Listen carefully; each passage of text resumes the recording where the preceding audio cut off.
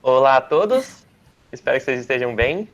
Eu vou seguir a tradição da apresenta e vou dar um tempinho para vocês tentarem descobrir qual que é o meu tema. Essa aqui é a bandeira do Japão. Então, boa sorte para vocês para descobrir o tema. Vai falar do Japão? Nossa, de primeira. Não, eu não vou falar exatamente sobre o Japão, mas eu vou falar sobre algo que está relacionado ao Japão, principalmente. No apresenta de hoje eu vou mostrar para vocês... Bomba atômica? Que? Não, que isso, muito pesado. Na apresenta de hoje eu vou falar para vocês um pouquinho sobre uma das estruturas narrativas mais utilizadas no Oriente, que é o Kishotenketsu. O Kishotenketsu ele é muito utilizado principalmente nos mangás e nos animes, mas não só neles. Então eu vou apresentar para vocês como é que surgiu as estruturas narrativas principalmente e como que elas são utilizadas hoje em dia. Então, antes de começar, eu acho que é muito importante mostrar para vocês o que é uma estrutura narrativa, porque eu acho que não é todo mundo que bate o olho nessa palavra e sabe do que se trata. E é bem fácil. As estruturas narrativas, basicamente, são o esqueleto de quase toda a história. Então, quase toda a história é escrita em cima de uma estrutura, ou pelo menos elas deveriam ser. Então, por exemplo, quando a gente está aprendendo a escrever redações, uma das primeiras estruturas que a gente aprende é aquela estrutura básica de 3 parágrafos, que é a introdução, o meio e a conclusão. Essa estrutura, já dando spoiler para vocês, ela é muito conhecida como a estrutura dos 3 atos e ela é, tipo, muito utilizada no Ocidente. E as estruturas narrativas, elas não estão presentes só na hora de fazer redações ou na hora de contar histórias. Elas estão presentes em quase tudo. Até no jeito como a gente fala, a gente utiliza uma estrutura narrativa. Mas isso é tema para outra apresentação. E eu acho que é muito importante contextualizar todo mundo, então eu vou mostrar para vocês como é que surgiram as estruturas narrativas historicamente. Então senta um pouquinho aí que eu vou contar um pouquinho de história. A habilidade de contar histórias é uma habilidade muito antiga dos humanos. Tanto que, se a gente parar para ver, as primeiras histórias que a gente contava eram aquelas histórias que estão nas paredes das cavernas, em forma de pinturas. E o estudo da narrativa é muito antigo também. Ele é considerado como tendo início no ano de 335 a.C., com o livro Poética, do Aristóteles. Então, tipo, é muito antigo. E os historiadores, e principalmente o pessoal que estuda as narrativas, eles acreditam que o Aristóteles ele fez esse livro com o intuito de torná-lo como sendo um grande guia ou um grande manual da boa composição do texto poético. Então, ele fez esse livro como sendo só um grande guia. Então, ele deu dicas de como deveriam ser as histórias dos textos poéticos, principalmente. E esse livro é uma das bases das estruturas narrativas que nós temos hoje. Então, as estruturas de hoje, elas são muito baseadas nas estruturas que eu vou mostrar para vocês agora. Começando pela estrutura do Aristóteles, que foi mostrada nesse livro, Poética dele, onde ele apresenta para a gente, dentre outras coisas, como deveria ser a composição de uma peça teatral.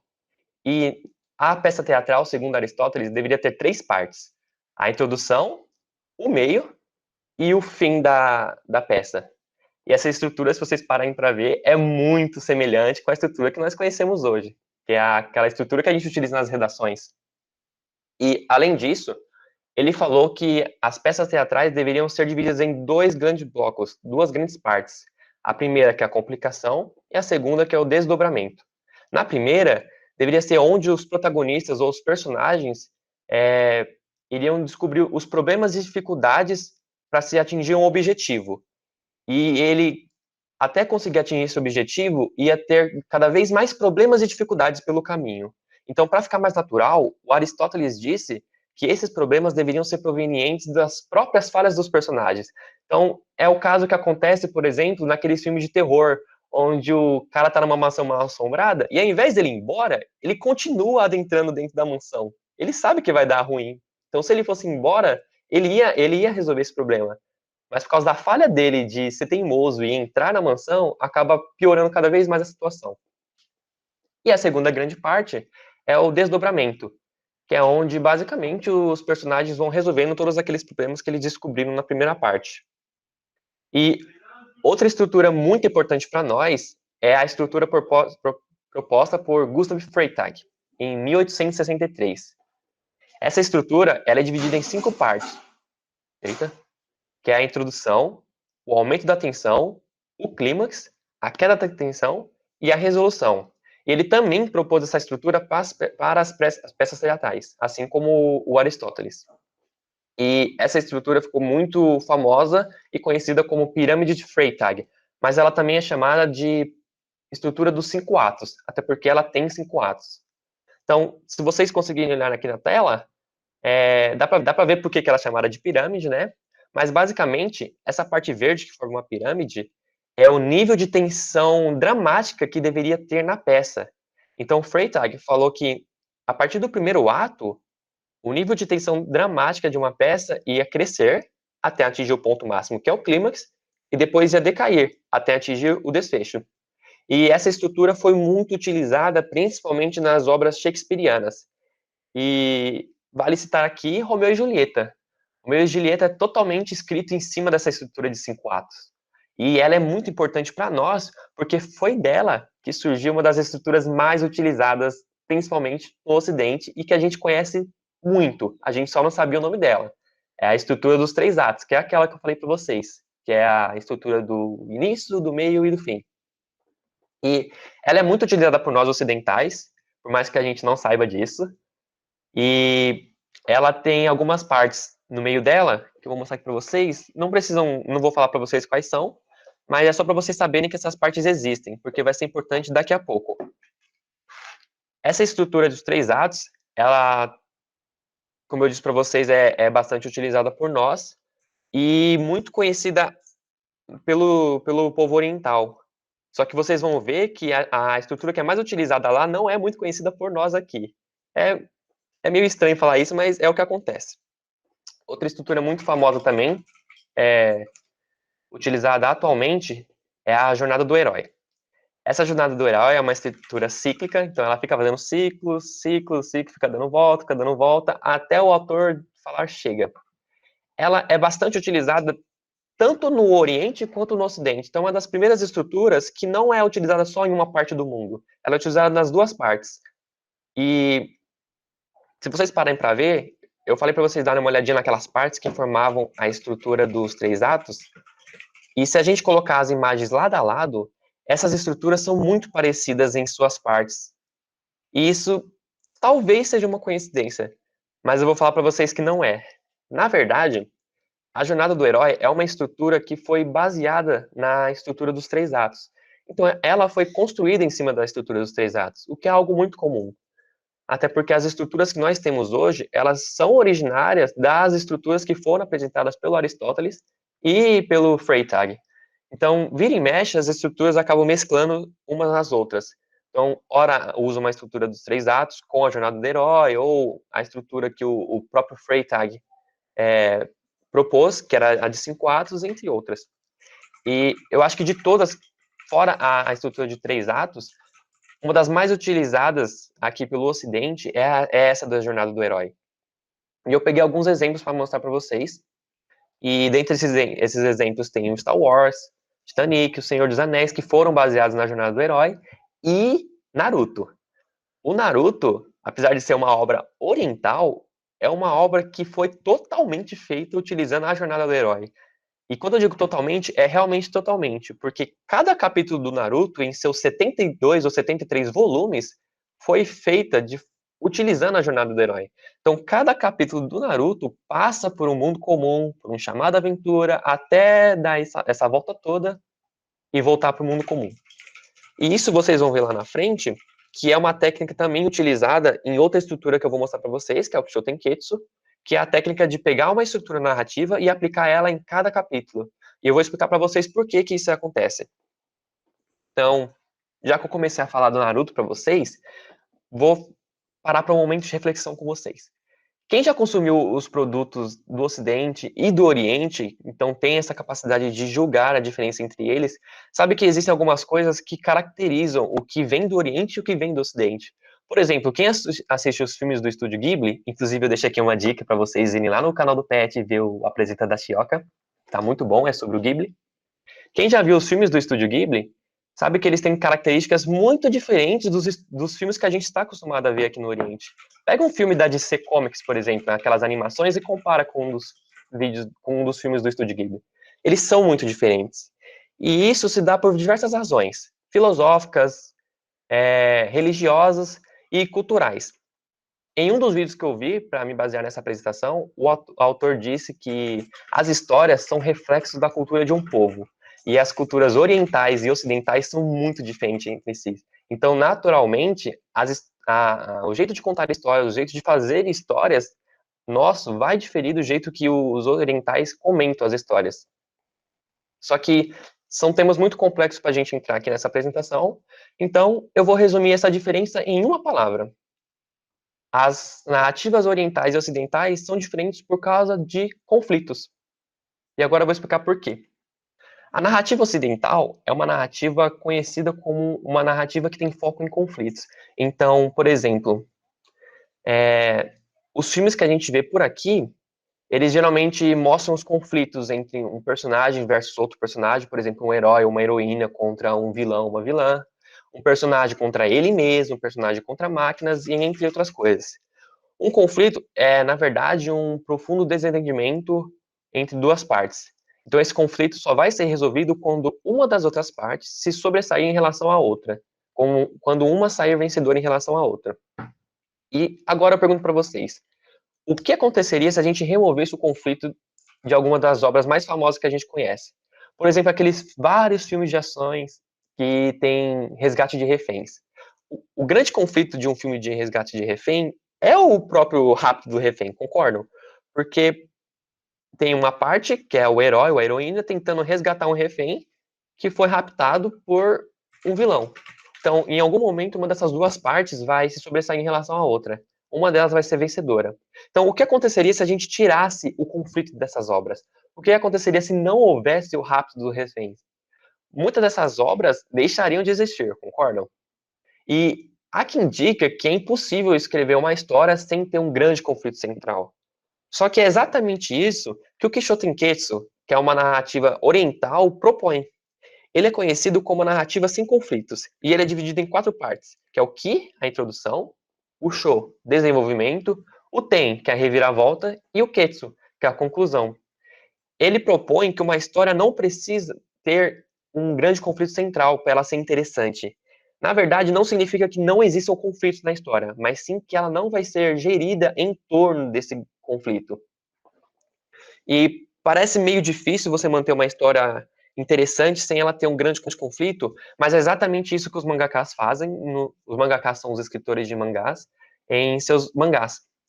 Como os mangás são lançados semanalmente, cada capítulo é lançado semanalmente, os escritores de mangás precisavam de uma técnica para manter os leitores entretidos. Porque, por exemplo, eu citei Naruto lá atrás, e ele tem 70 volumes, e cada volume é lançado semanalmente. Então não tem como você chegar no seu leitor e falar, ó, Naruto vai ficar bom, viu? Daqui a pouco. Não, continua assistindo, Naruto vai ficar bom lá na metade. Não tem como você falar isso para ele, porque é lançado semanalmente. Então a pessoa fica semanalmente esperando para lançar o capítulo e ler. E se ele ficou 7 dias esperando por um capítulo que ele vai ler e vai se decepcionar, é muito provável que ele vá abandonar a obra. É claro que não é um capítulo que vai fazer você abandonar a obra, né? Isso leva um tempo. Mas você precisa de uma maneira de manter o seu leitor entretido durante todo o desenvolvimento da sua obra. E o Kishō Tenketsu é essa grande técnica que eles usam. Se vocês pararem para ver aqui embaixo, tem uma divisão de 5 em 5 páginas. E é assim que os mangakas geralmente fazem. Eles dividem os seus capítulos, que geralmente tem 20 páginas, utilizando o Kishō Tenketsu.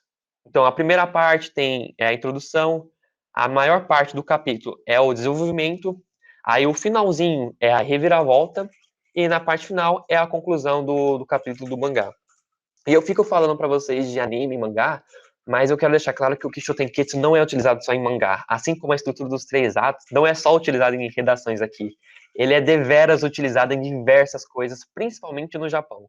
E essas coisas são poemas, são apresentações teatrais, musicais, jogos. Muitos jogos utilizam o Kishō Tenketsu, principalmente na parte de construção dos níveis, que é o level design. que são as fases de cada game, né?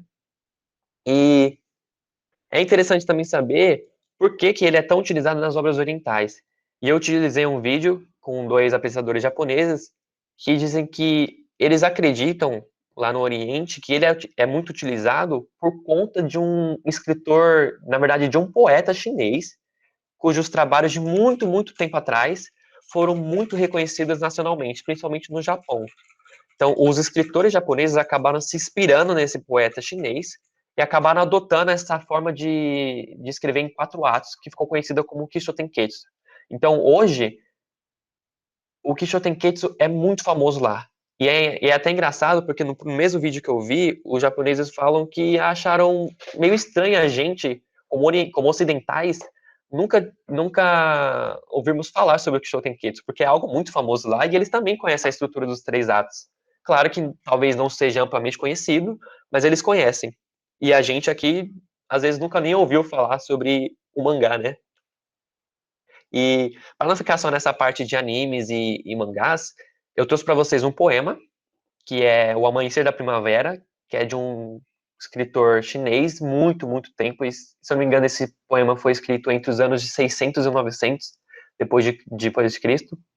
E ele não tem tradução original, então na internet você acha traduções dele em inglês. E eu acabei pegando essas traduções em inglês e passei para português para nós. E eu vou fazer para vocês uma análise de como o Kishotenketsu foi inserido nesse poema. Eu não vou analisar o poema em si, até porque eu não tenho nenhuma autoridade para isso. Eu só vou mostrar para vocês como o Kishotenketsu foi aplicado nesse poema. Então eu vou fazer uma rápida leitura aqui para vocês. Desculpem, eu não vou ler como eu deveria, até porque eu não sei como é que eu deveria ler esse poema, mas eu vou fazer o meu melhor. Então vamos lá. Amanhecer da primavera. Na primavera, dorme-se sem saber do amanhecer. Em todos os lugares se ouve o chilear dos pássaros. O chilear é o canto dos pássaros. À noite veio o som do vento e da chuva. Quem sabe quantas flores caíram? Então, na primeira parte, não é segredo para ninguém que seria a introdução, e aqui nós somos introduzidos a um ambiente de primavera. A primavera é sempre descrita como um ambiente calmo, sereno, um ambiente muito tranquilo e às vezes muito aconchegante. Tão aconchegante que faz com que a gente não queira sair da cama. E por não querer sair da cama, significa que a gente acaba perdendo o amanhecer, né? A gente fica aquele tempinho a mais na cama, acaba perdendo o amanhecer. E é isso que ele quer dizer nesse trecho. Na segunda parte, nós somos apresentados ao um pouquinho mais do ambiente. Então o autor desenvolve um pouquinho mais o ambiente que ele mostrou pra gente, aquele ambiente de primavera. Então aqui ele fala que além do ambiente ser muito calmo, é um ambiente gostoso de se viver por causa do canto dos pássaros, que é geralmente descrito como algo muito gostoso de ouvir, é algo melódico. Na próxima parte, que é a reviravolta, ele nos apresenta outra perspectiva sobre o ambiente. Então, a gente estava acostumado naquelas 2 partes com o ambiente calmo de primavera. Nessa terceira parte, ocorre a reviravolta, que nada mais é do que nos apresentar, nesse contexto, a um ambiente que não é mais calmo, é um ambiente que é turbulento e barulhento, por causa do som do vento e da chuva. E na conclusão, que é a parte final, ele pega as 2 perspectivas sobre o ambiente que foi apresentado para nós, que é o ambiente calmo de primavera e o ambiente barulhento à noite. Ele junta essas 2 apresentações para a gente e nos faz uma pergunta: quem sabe quantas flores caíram? O que ele quer dizer com isso? Depois, passada a noite, o que será que aconteceu com aquele ambiente calmo que a gente conheceu? Então, esse poema, ele é uma famosa apresentação no Japão, quando se fala de Kishotenketsu. Então, sempre que o pessoal quer explicar o Kishotenketsu, eles utilizam esse poema, e isso eu estou falando com base no vídeo que eu usei como referência. Eles falam que eles sempre mostram esse poema porque ele é um pouco mais fácil de entender como é que o Kishotenketsu é aplicado nas obras. E eu resolvi trazer eles para vocês porque acredito que não é todo mundo que gosta de animes, não é todo mundo que gosta de mangá, não é todo mundo que gosta de jogo, então eu achei que era legal mostrar todas as partes de como essa estrutura narrativa é utilizada. E esse é o fim da apresentação, eu espero que vocês tenham conseguido perceber mais ou menos como que Shotenketsu é importante na cultura oriental, assim como a estrutura dos 3 atos é importante para nós, como ele é utilizado principalmente nos mangás, nos animes que a gente tanto está acostumado, E agradeço a todos pela presença de vocês. E vou deixar aqui no slide de referências e declaro aberta a sessão de feedbacks. Obrigado a todos.